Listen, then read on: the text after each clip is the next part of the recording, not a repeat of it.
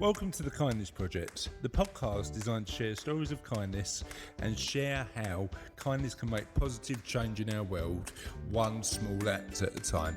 In this week's episode of the Kindness Project, we talk about Karate Kid, movie soundtracks, and we have part 2 of our interview with Steve Dixon from the Sycamore Trust. Welcome one and all to the Kindness Project. I am joined by two blokes who, one with a hot head, one with a moderately temperatured head. It's Russell and Chris Dames. And I'm joined by a girl who is... What temperature is your head? It's a head. It's a head. It's a temperatureless head. It's Charlotte Dames. Mm-hmm. So where's your day going, Charlotte? It's going okay. I got some homework done. I got some cleaning done. Yeah. I got some gaming done. And now I've got a cup of tea. And now we're getting some podcasting done. Let's do it. Yeah. And how's your day going, Russ? Yeah, it's been fairly all right. Fairly all right? Yeah. Yeah, pretty much. Chatty as ever, Russ. Well done, mate. Yeah, well, yeah. I'll tell you about my day, a little gym class.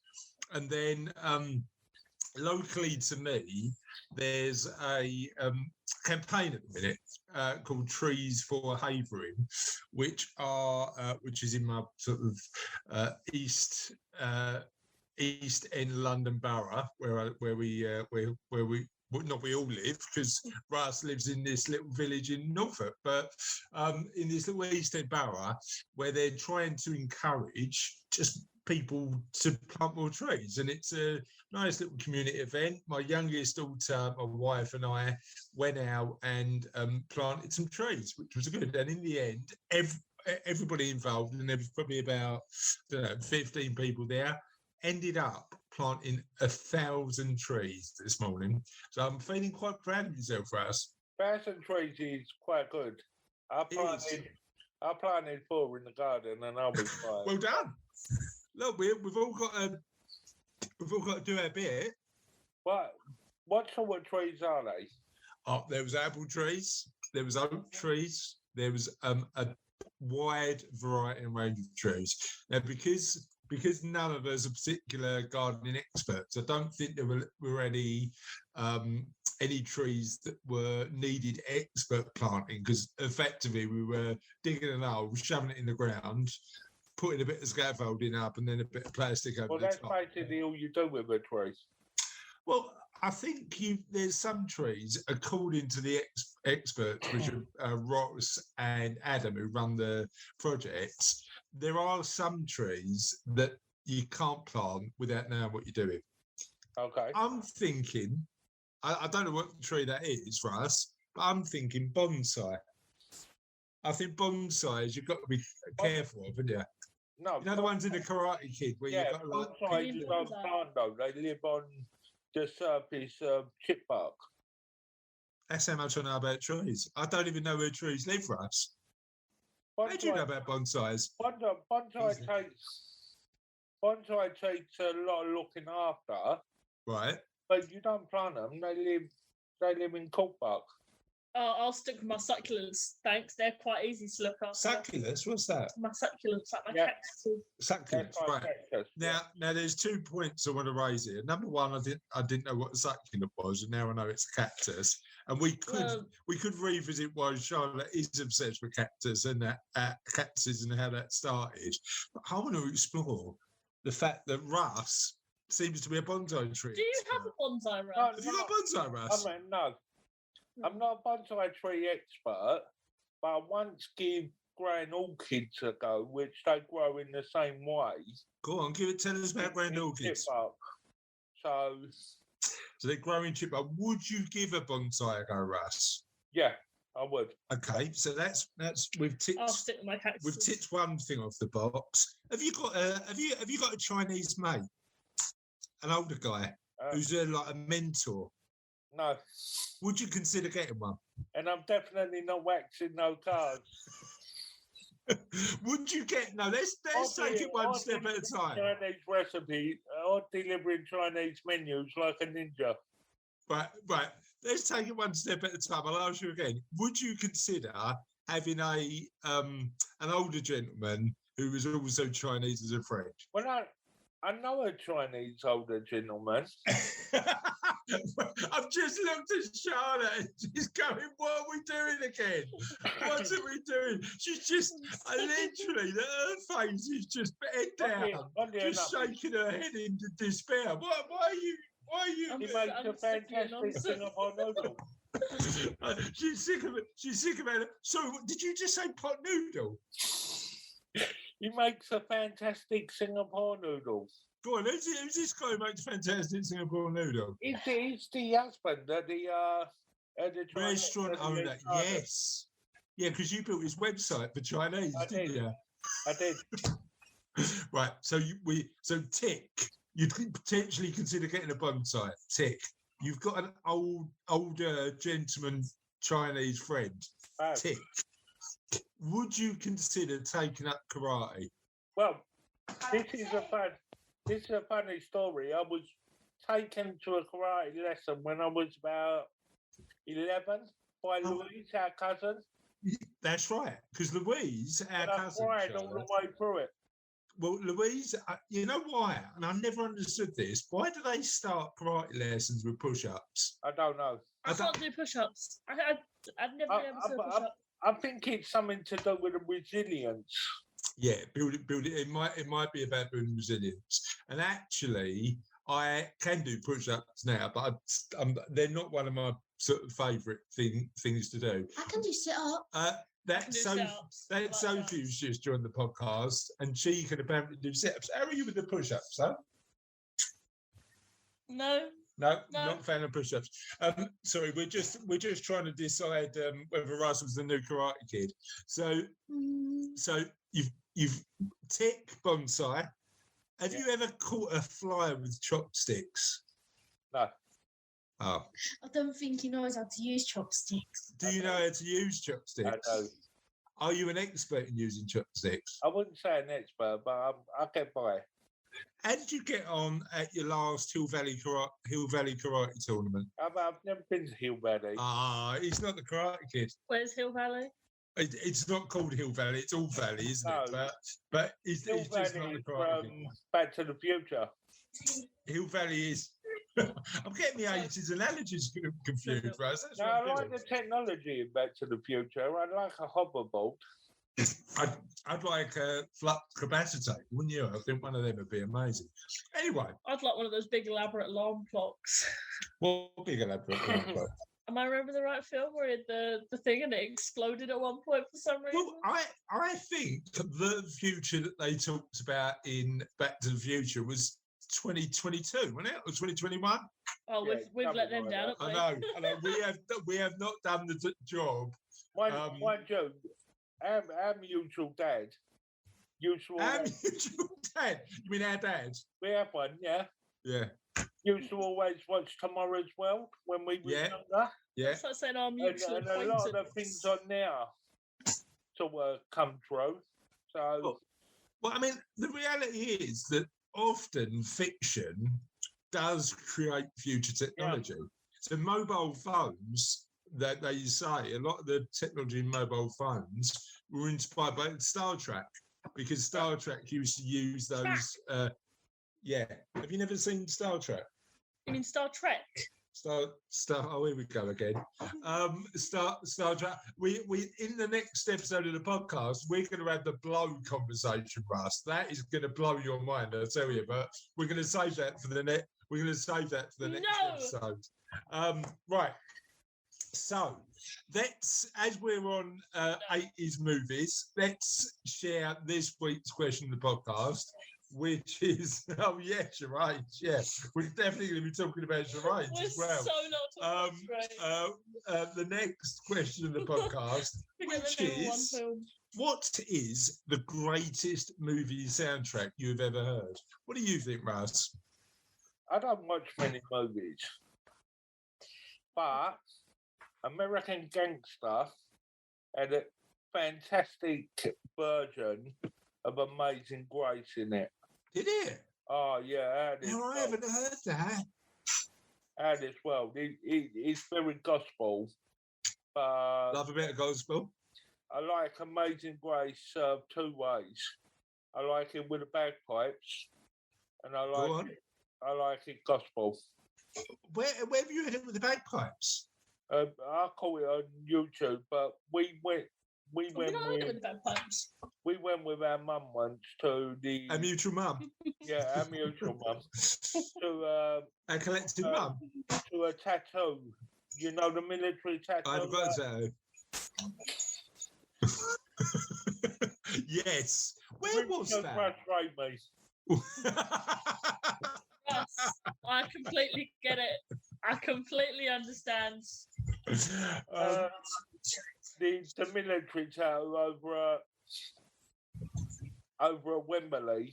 Yeah, I remember. Because I remember all the guys doing the cannons across the and they done the Amazing Grace with the bagpipes. See, I'm surprised you remember that, because I don't, to be honest. What, would you ever do the Edinburgh tattoo? Because apparently that is the best tattoo in the world, isn't it? I go to the tattoo again. Whether it be in Edinburgh, I don't know. Yeah, but you do it, wouldn't you? Yeah, I think it's I think the spectacle of that, and I haven't seen it since that period, since I was a kid. But the spectacle of that is amazing. What's the tattoo? How would you describe the tattoo? The military tattoo is like a parade of military arts. So they do. So they do like bagpipes. They do letting off the cannons. But then what they do is they build the cannon and dismantle the cannon and move it across a lot with the. And then I don't know. With the horses, that sort of stuff. Why is it called a tattoo?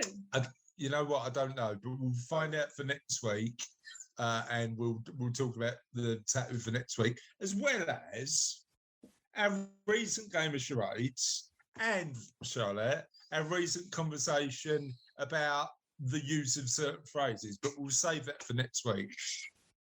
This week, I'm going to talk about what your favourite soundtrack is. What's your favourite movie soundtrack? I'm not a fan of films, because... How about musicals, though? You love a musical. I do love a musical. What's the favourite musical soundtrack for you? Movie musical? Well, yes, it's got to be a movie. Oh, I don't know.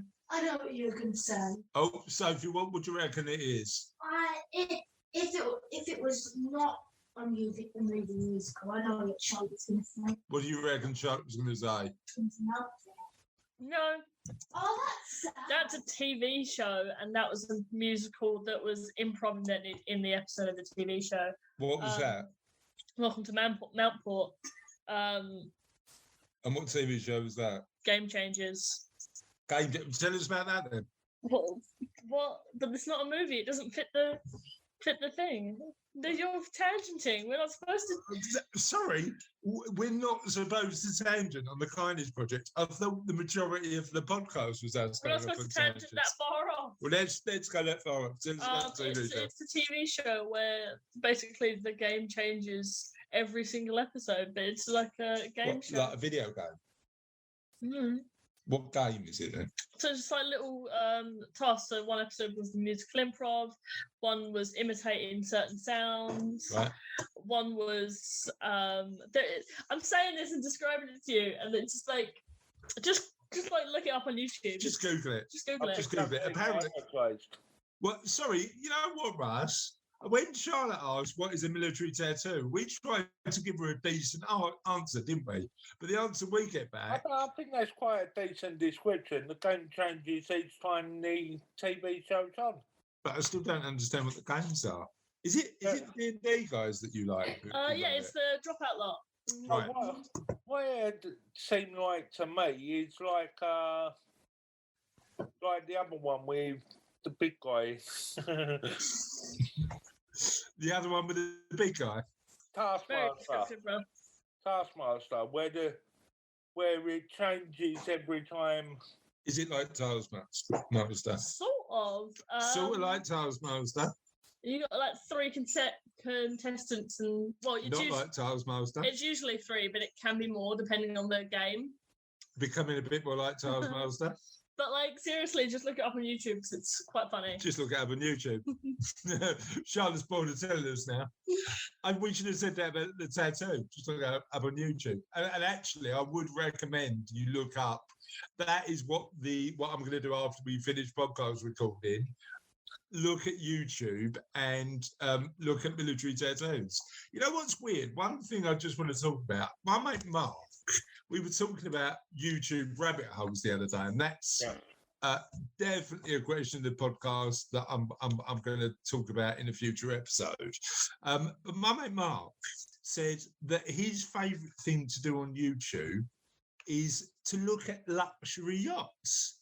Yep. Apparently, there's a luxury yacht channel on YouTube that he just absolutely loves spending time looking at luxury. Oh, you know what? Go on, what's your YouTube rabbit hole? You know what I spent 2 hours doing the other day? I was on... Looking at your own belly button. I see on the nose. Looking at your finger. I was waxing a car. There you go.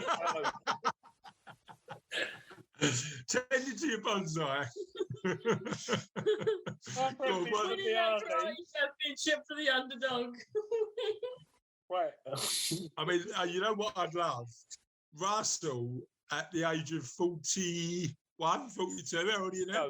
So 42. 42. Entering the Norfolk Junior Karate Championship, right? He just turns up, no karate experience. Oh no, sorry, one lesson 35 years ago. Turns up in his gi, 6'2" and quite a large fella to fight his kid. That would be an amazing thing to do. Do that, Russ. Just please do that. Turn up to the local kids karate tournament in your gi. No, is that enough? I'm going to have to be a bit more specific in the recording notes for these, you know. Sorry, Russ. Russ, talk to us about your YouTube rabbit hole. It's not technically a YouTube rabbit hole, but quite recently with the war, I got into looking at military hardware. You know, the older stuff that they sell off on eBay? Right. I didn't realise... And it's true story, I see it on the notes. You can buy tanks on eBay, like military tanks, decommissioned tanks. And I spent, no, they're quite expensive. I spent 2 hours the other night trying to find a tank on eBay. What tank was you looking for? There's loads of them on there. Right. You know what YouTube rabbit hole I quite enjoy? Is soldiers being reunited with their dogs. Oh, I love those videos. The only thing I really watch on YouTube is tech reviews. Of tanks? Technical explainers. Like coding explainers. No, not for tanks. Tanks. Not for the tanks. Something else for the tanks. Coding explainers. If I don't understand something, YouTube's my go-to. Yeah. And Football Manager reviews, like player reviews. And have you not seen any videos of soldiers being reunited with their dogs? I mean, no, I haven't. I'm googling that as well. Or soldiers being reunited with their kids after. So what I've got to do, what I've got to search for on YouTube now is military tattoos. Number one, soldiers being reunited with their dogs, and any examples of grown men entering junior karate tournaments. That is what I'm googling. But can I add one little element to that when you do it, Russ? Just can you please turn up to this kids karate tournament in your tank? Just quickly, while we're on the subject of kids entering tournaments, kids are getting bigger and bigger these days. Oh, he said so old, didn't he? Oh, look at the size of kids these days. As you know, we've been interviewed and I look like your son. So technically, I could pass for a 14-year-old. Maybe we'll give it a go, Russ. Would I have to come along as a comparison and play the dad. That's exactly right. Right, I'll have to be your Mr. Mahoney, wouldn't I? That's the thing. Right, let's just talk very quickly. I mean, as tangents go, we've gone completely off tangent. But let's, if you'd like to answer the actual question of the podcast, which is, what is your favourite movie soundtrack? This is the ways you can get in touch. Oh, me, yes. Yeah. Hi, I exist. So if you want to find us on Twitter, it's @OlaKindness. If you want to find us on Twitter, it's @OlaKindness. If you want to find us on Facebook, it's no, that's the email. You just type the Kindness Project into the search bar. If you want to find us on Google, you'd have to type the Kindness Project podcast into the search bar. What's a search bar, Russ? Do you know what a search bar is? That's not come up in any of my technical reviews, but email kindnessproject.co.uk. If you want to go directly to the website, it's www.thekindnessproject.co.uk. If you want to look us up anywhere else, please don't. We don't need all of this attention. I am camera shy. That's it. Anyway, let's move on to the part of the show which is called. Which bit we do now? Kindness news. Forgot about. Now you are going to love this first news story. I think you should read it out. I'm going to read out the title. Photographer takes hilarious pictures of dogs catching cheese I love to raise money for charity. And there you go. That's the article. I'll let you tell us all about it. I love dogs catching cheese. A dog photographer who captures hilarious pictures of pooches trying to catch cubes of cheese has been raising money to buy pet food for food banks. 56-year-old Carolyn Cohen recently snapped pictures of 41 dogs lunging for cheese at a charity catch-a-thon event. Mum of two, Carolyn pictured everything from Rottweilers and Greyhounds to little Border Terriers. Her husband, Alistair, diced up 10 kilograms of cheese to throw at the pooches, while Caroline snapped away, taking around 50 pictures per pet. Hilarious behind the scenes footage shows impatient Rottweiler Zeus. Oh, what happened with my chest there? Getting to set up to catch the cheese.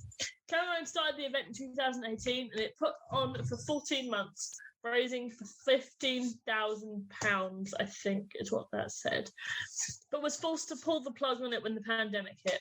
Caroline, who owns Carrie Southerton Photography, said of their recent events, "It was a crazy day. We never have such.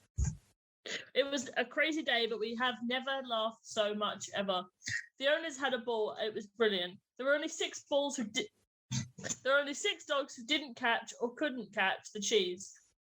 Some were being princesses and just looking at Alistair after he threw the cheese with great disdain, as if to say, how dare you throw something at me.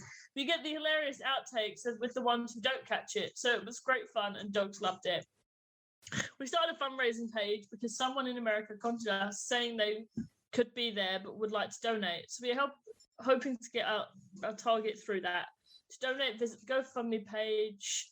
And then there's plenty of pictures of just dogs basically catching cheese. Have you not seen dogs catching cheese before? It's great. Which is amazing. Now, where does somebody just turn around and go, you know what, I think would be a good charity fundraiser? I'm going to make my dog catch cheese. Have you not seen dogs catching cheese before? It's so sweet. No. Oh, it's so what are these? I mean, there are so much dog-related content just out there on the internet. Is it because dogs are just super cute? It is. It is, yeah. I think you're seeing a lot more of that, more diverse charity collecting now. Because people are just not giving to the... Well, I suppose you've got to create content that's unique to get the attention, haven't you? To get noticed, yeah. Like I'll tell you what would be a unique piece of content. Quite a large 42-year-old man turning up to a karate competition in a tank and fighting a 10-year-old. That would go viral, Russ. That would definitely go viral. Man driving around the streets in a tank is done, number one. by Richard Branson when he was promoting Virgin. Exactly. If it works So for that'd be Branson, it how would work for us. That'd be out the window. I need an air balloon as well if I'm going full Branson. Just parachute out of an air balloon in a tank onto the leisure centre roof. You crash through the roof, get out of the tank in your gate, you're ready to fight. Just job done. Next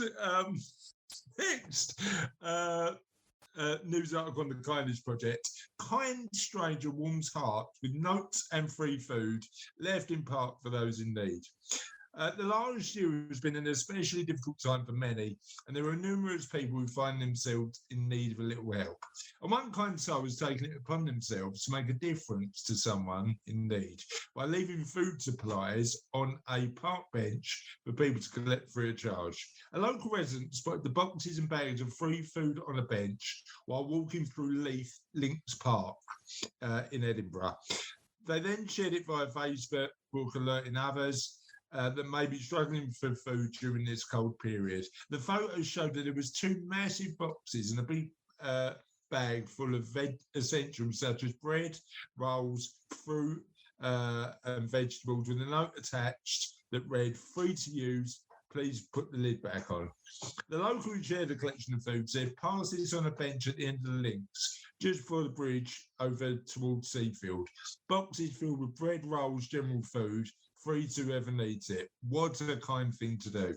This isn't the first time a similar gesture has been spotted over the last few years in the area to help homeless individuals and those struggling financially. People in the comments said that this has been a regular occurrence over the years, with one kind-hearted individual taking it upon themselves to provide help during the winter months. I absolutely love that. Absolutely love that. Just actually not a massively expensive way to help and support, and particularly if as this person did it anonymously, certainly a way that you can support and help in a really simple way. So yeah, love that idea. Well done. We've got part 2 of the interview now with Steve Dixon from the Sycamore Trust. The Sycamore Trust does amazing work with autistic kids and people on the spectrum, supporting them to live their lives in a way that is best for them. And in the second part of the interview, Steve and I, and again, if you've not heard the first part of the interview, go back to last week's episode. But in the second part of the interview, we'll learn more about the amazing work that the Sycamore Trust does. Should we listen? Let's do it. And I suppose, and again, we touched on this earlier on. We talked about the pandemic. We talked about the fact that, as you say, valuing that order might have meant that there's a routine and a consistency. In your experience, and particularly over the last couple of years, have you seen the pandemic have an impact on some of the individuals you work with lives? Well, it's affected some of our young people quite considerably, and it's not really a surprise. I mean, people with autism quite often can struggle with social communication. Yeah. So there a lot of the work that we do, particularly with younger teenagers, the 10, 11, 12-year-olds, 13-year-olds, is about making eye contact, about when to join in a conversation, about how to speak to someone that you don't know, as opposed to someone that you're familiar with, who's a member of the family. Yeah. And all of a sudden, we weren't allowed to do those particular activities. So that all stopped. And so you then got a cohort of people that aren't particularly comfortable around other people in social situations, being told, don't go out, don't speak to anybody, just don't leave your bedroom. Don't engage. Don't engage. And for some of these people, that was wonderful, because they were now told that all the things that they were felt really uncomfortable about, they didn't have to do. So as a result, some of the young people that we support actually rather enjoyed the lockdown initially, because they were being told they had to do everything online. They had, they were told not to leave the house, and we had to do a bit of work. More of a comfortable space for a lot of people. Yes, we had to do a bit of work with some of our families to try and help them transition their children back into school. And at the very beginning as well, Chris, it was so difficult because I think back to just over a year ago, as we came out of the Christmas under lockdown, and the children were encouraged to go back to school on the first Monday, whatever it was, the 3rd or 4th of January, and that night. The education minister announced that schools would be shut the following day. Okay. So a lot of those parents would have had to have done an awful lot of work to sort of build up to getting their kids back to school on that Monday morning. Kids go back to school, come home, may even have gone to bed, and then to find out when they got up the following morning that everything they'd been building up for was now back to the previous situation. Well, I mean, I've got to be honest, Steve. I mean, I don't think any of us was prepared to for the roller coaster that was 2020 and 2021. Yes. But at least we potentially are a bit more emotionally equipped for that change. But as you say, if you're on the spectrum, change is a big thing, isn't it? Well, I suppose one way of putting it, Chris, might be if you're a parent and you've arranged for childcare, and then you think to yourself, great, the kids are going back to school, I haven't got to worry about childcare. At 8 o'clock on that Monday night, suddenly you're ringing around desperately looking for childcare for the following day, because these things just they happened and nobody was given any warning. It was extremely difficult period for some of the families that we work with. I mean, I did learn that, particularly during lockdown 1, I am the worst homeschooling dad in the world. It didn't go well, I've got to be honest. Now, we've talked about young people, we've talked about sort of going on that journey. And I know I've sort of done the research and had a look on the website. I know you deliver loads of support to support young people into adulthood become more independent. Tell me a little bit about that journey. Well, obviously, as we've said before, autism never ends. You know, it is a lifelong journey. So we do a lot of work with young people, as we said. We do a lot of life skills with young people, you know, talking about appropriate behavior and how to stay safe online and travel training and this kind of thing. But obviously, eventually, these young people will grow up, and we've done some work to try and help them prepare for work, which again is another big transition. And we also do a support program, our outreach program, which enables older people with autism to create those social groups that perhaps they're lacking in.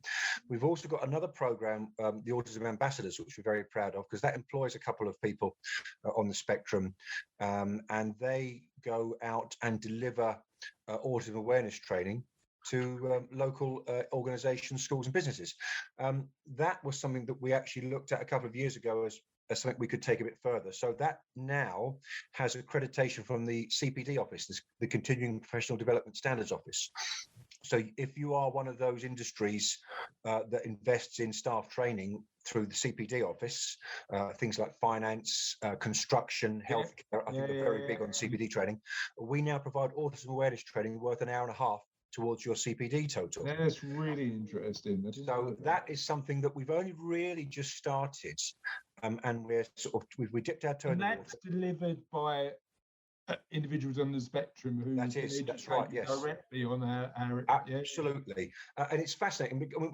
We're talking about two young men who are both university graduates, so they're both very intelligent young men, but they both have very different journeys. I mean, one of them, his parents were told when he was like 5 or 6 that he'd never amount to anything.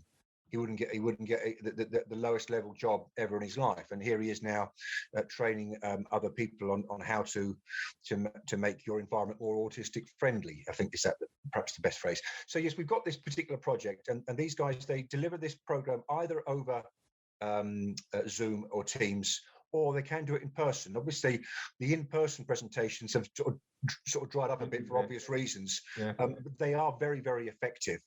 And they're very, very powerful, and everyone that's done them, I think, has learned something. And in general, you know, the guys they finish by asking for questions, and the Q&A session can go on for quite some considerable time, because everybody invariably has a different question, probably linked to somebody that they know in their own family. But those sessions have been fantastic, and the CPD training is something that we're hoping is going to pick up because it does provide us with a very small revenue stream as well. And as I'm sure we'll talk about at some point in this conversation, revenue streams are not. Yeah, you need to make sure you've got the income well, to do the work.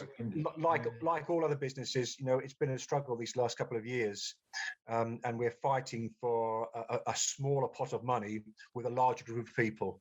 Yeah. So it's not a good equation. I mean, it's really interesting. A lot of and we highlight a wide range of different causes and people doing great work on the Kindness Project. But one of the recurring themes over the last couple of years is when you take events away from charities, in terms of revenue, it's a really difficult uphill struggle, isn't it? I don't think people realise just how difficult it is. I mean, and look, like a lot of charities, I think we've been quite fortunate that some people have sort of stepped up and done things on their own. But what we're finding though, Chris, is there's a phrase that I stole from somebody else. I hate to say that I'm smart enough to think of it myself. It's called compassion fatigue, and I think it's where you maybe have a direct debit to a charity, and then someone on Facebook says I'm running a marathon, and then so you have to give them a tenner or 20 quid. Then your next door neighbour knocks on the door and says that they're doing something for their local charity, so you want to give them 10 or 20 quid, and then your sister says she's having a bake sale and there comes a point where people just say, look, enough. And it's become very, very difficult fundraising over these last couple of years, and not being able to do events where people can get together, have a bit of fun, and buy a raffle ticket or take part in an activity like a quiz night where they can get together and it's a social occasion, and they understand that there's a charitable element to it. So we've struggled there. I mean, charity fundraising just dropped off a cliff, and when mass participation events like the London Marathon are being cancelled. People like us rely on, we had a guy last year did the marathon and raised £1,000. I myself am down for a 10,000 meters. It's been postponed twice already.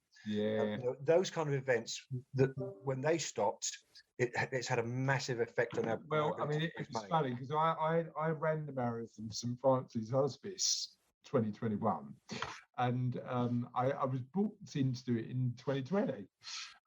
And I went out for my 23-mile training run, Steve, only to get back to find a WhatsApp from my friend who says, you do know it's cancelled. And I was like, thanks, mate. You could have let me know about before. Nice I may not have gone for that run. But as you say, that element of fundraising is so fundamentally important. One point that you raised earlier on that I just want to talk about is employability, particularly for people on the spectrum. Do you think there's a perception from employers about the employability of somebody who is autistic, and what can employers do to understand a bit more about the potential talents that somebody on the spectrum can bring and the accommodations they might need to make? Well, I think the first thing, and obviously I would say, take the training that we provide, because, or not just from us, from somebody else, but get an awareness of what it means to be on the spectrum and have a little understanding, because it could affect you in two ways. There is obviously the fact that you may well have members of staff that are either already in your building or that you want to bring in, but also your customer base could well have people in it that are on the spectrum. And we found, I mean, there's this phrase, the purple pound, and it was worth a lot of money. I think it's worth like a couple of £100 billion to the economy. I had to look that figure up because it seemed unusually large, but it's quite a large figure. It's been sort of widely acknowledged that if there is an autistic or disabled person in a family that is comfortable with a particular activity, then the whole family will do that activity. So consequently, it's financially beneficial for a business to be friendly towards people with physical or hidden disabilities or neurodiversities, because if a restaurant looks after a particular family where one of the members is autistic, they'll all eat there. If a shoe shop looks after the one member of the family who's autistic, they'll all buy their shoes there. If a holiday firm, you know where I'm going with this. So the autistic sort of pound, or the disabled pound, is actually very, very valuable. So I think there is obviously a point of view from employers. Not only will you educate your workforce and potentially pick up one or two members of staff that are very, very valuable, but also you'll open yourself up to perhaps a group of people that are willing to support what you do because you look after the member of the family that's on the spectrum. You know what? I take a bit of a probably overly optimistic and naive attitude to this, Steve. I think as businesses, we have got an obligation to do a bit of good in the world and support people where we can. And I think actually from perspective of the relationship we build with our wider communities and clients, that pays off, and that includes being understanding of people on the spectrum, I think. Now, one of the things I know that is mentioned on the website is the autism hub that you've got in Romford. Tell me a little bit about that. That's a really important area for us, the hub. I mean, it's part of our partnership with the London Borough of Havering. Really important because it's front facing, Chris. It gives us a presence. It means that we've got a building in the middle of a really busy, a terrific shopping centre, the Liberty. It's a really busy centre, well connected by road and rail, and you can walk in any time of the day, obviously provided we're open, of course, and get advice and support if you need it, and that's so important for us, and it's an area that we value very, very highly, and we have a little sensory room in the hub, which of course was closed during the pandemic. But if you've got a young person on the spectrum who's just finds the whole thing about shopping a bit overwhelming, the noise, the lights, the flashing, the sounds of a till, even the different aromas as you walk past Lush, we'll walk past the coffee shop, that can be a little bit, because obviously autism, a lot of kids have sensory issues. They can come into the sensory room and just have a wine and just have 10 minutes of space. So the autism hub's really important. You get really good advice in there. The people that work in the hub are very, very experienced in these matters. I don't profess to say that anyone we have is an expert, but the two ladies that run the hub are as close as you'll get to an expert.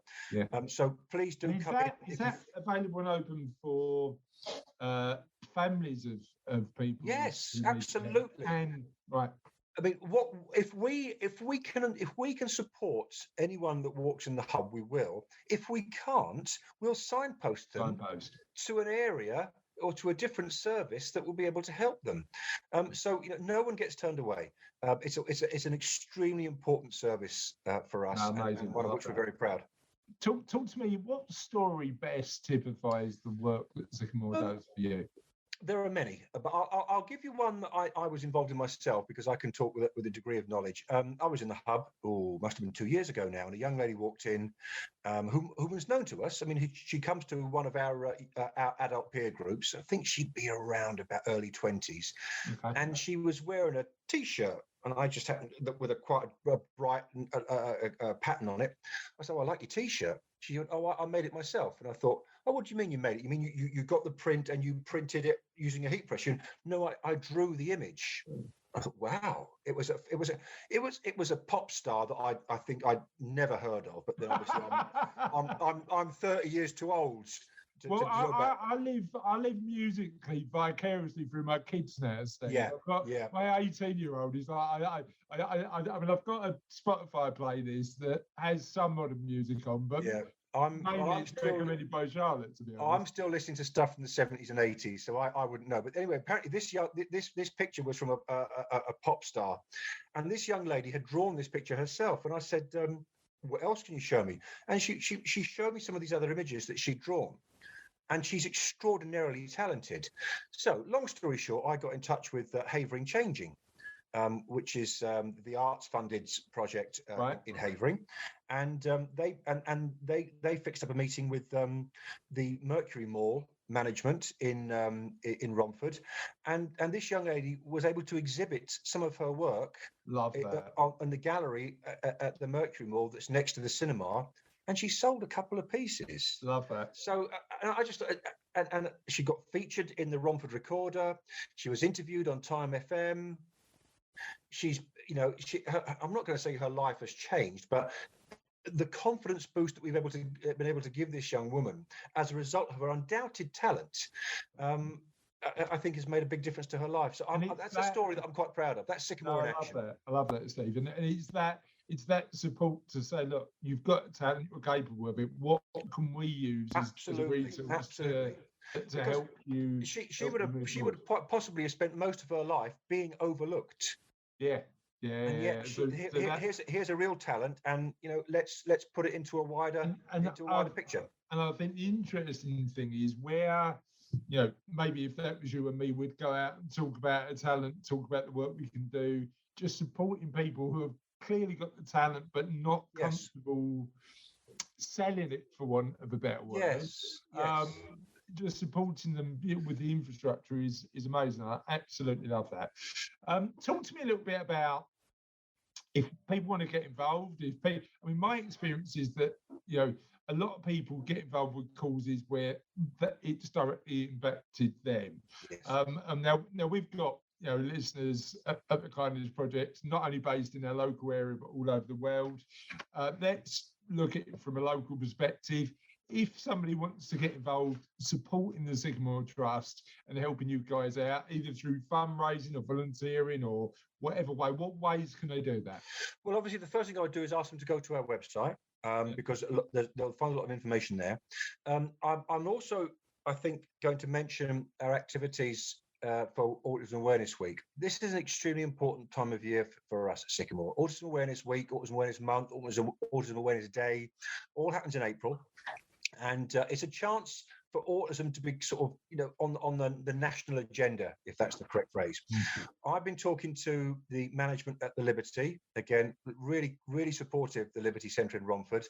Yeah. And we're going to be doing an activity in the Central Square in the Liberty Centre in Romford throughout Autism Awareness Week. So please come along and take part. We're going to have a few fun activities where people can take part. And obviously, I hope they'll drop a couple of quid in the bucket at the same time and so on and so forth. We also have what we call Dare to be Different Day, which is the Friday of Autism Awareness Week, which this year falls on the 1st of April. And if there was ever a day to do something odd or unusual or out of the ordinary, it has to be the 1st of April. The idea behind Dare to be Different is that we want to try and shine a light on what it's like to be on the spectrum for a day. And what we've done in the past is we've asked people to wear something unusual. A couple of years ago, I dressed up as a Roman emperor, and I'm sure I got some very, very odd looks. Are you now pretending you just don't do that on an ordinary Tuesday? To be honest, I tend to use my Roman emperor outfit at the weekends, but yes, it was clearly. Yeah, just an ordinary day.